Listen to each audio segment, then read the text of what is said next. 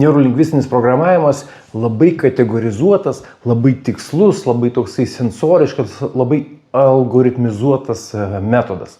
Ir visą tai iš karto praneša mums apie tai, kad kiekvienas procesas, kuris yra jau NLP procesas, jis yra aprašytas tam tikrais kriterijais. Tai reiškia, kad jeigu nori, kad būtų rezultatas, kad būtų kažkoks pasiekimas ir taikai neurolingvistinį programavimą NLP, vadinasi, turi vadovautis tam tikrais kriterijais. Tai yra žinoti, ko sieki, kaip sieki, kas po ko turėtų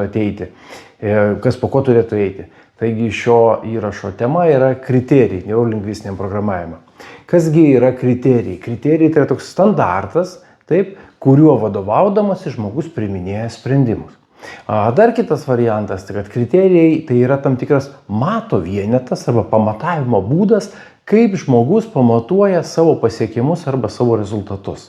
Galbūt netgi kažkokios tai vertybės išpildymo elementai irgi yra tam tikri kriterijai. Kiekviena vertybė turi savo kriterijus. Ir šitoj vietoje iš karto noriu įvesti tokį papildymą, tokį labai įdomų dalyką, kad kai kurios vertybės taip yra išpildomos tam tikro kiekio kriterijų suma. Kai yra tam tikras kiekis kriterijų, tik tada ta vertybė yra išpildoma ir jeigu nors vieno kriterijaus nėra, ta vertybė neišpildoma. Taigi iš karto įdedu pavyzdį. Tad laimingas žmogus, tas, kuris yra mylimas, tas, kurio rūpinamasi, tas, kuris yra gerbiamas. Taigi laimė šiuo atveju, čia kaip pavyzdys, visiškai kaip pavyzdys, laimė šiuo atveju išsipildo per 3 kriterijus. Per meilę, per rūpestį, per pagarbą.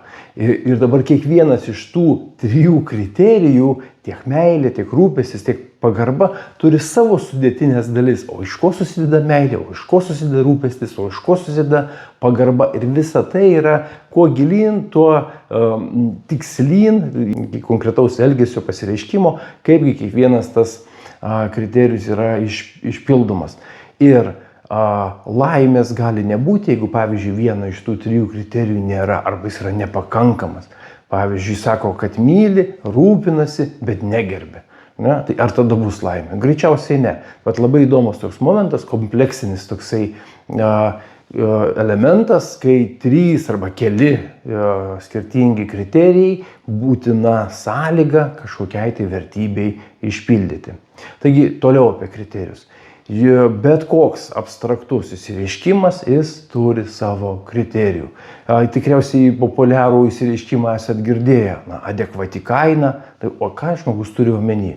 Kas yra adekvati kaina? Arba orus gyvenimas. Okei, faina, o kokie kriterijai? Iš ko tu supranti, kad vienas arba kitas žmogus gyvena oriai, arba kas būtų orus gyvenimas. Tai mums labai svarbu sugebėti taip susikalibruoti, suprasti vienas kitą, kad mes kalbėtume vienam lygyje, viena kalba ir suderinti tuos kriterijus. Ypatingai, kai eina kalba, perkam, parduodam, klientų aptarnavimo procese, mes visada bandom išgirsti, suvokti, suprasti kito žmogaus kriterijus. Ir dar kartelį pabrėšiu, kad kriterijus gražu, smagu, faina, jis tokia daugiau yra, tai ne kriterijus, tai yra tokia kategorija kažkokiom tai būsenom apibūdinti, bet tame nėra sensorikos. Tai reiškia, kad mes negalim to pamatyti, išgirsti, pajausti, kažkaip pamatuoti to dalyko, to objekto ir prašom žmogaus patikslinti, ką jisai turi omeny, kad galėtume tiksliai įsivardinti, jau žinoti tos tikslesnius matavimo vienetus, tą tokį vidinį to žmogaus standartą, kaip jisai priiminėja sprendimą. Taigi NLP kriterijų tema yra labai svarbi ir tas, kuris moka nustatyti, išgirsti kito žmogaus savo pašnekovo kriterijus, tas, kuris pats atpažįsta savo kriterijus, tikrai žymiai lengviau ir greičiau pasiekia tai, ko nori.